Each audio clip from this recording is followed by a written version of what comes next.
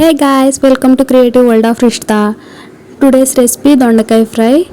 రెండు guys ఎలా prepare చేసుకోవాలో చూద్దాము.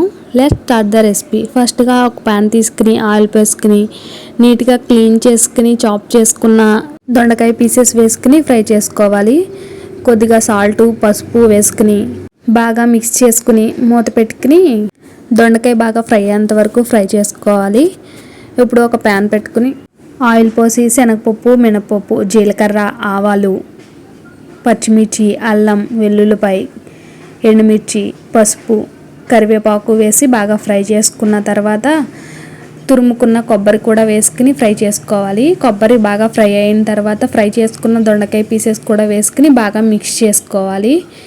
కొంచెం బాగా ఫ్రై అయ్యేంత వరకు ఫ్రై చేసుకుంటే దొండకాయ ఫ్రై రెడీ. వీడియో నచ్చితే లైక్ చేయండి, షేర్ చేయండి, సబ్స్క్రైబ్ చేయడం మర్చిపోకండి. Please guys subscribe. Thank you for watching.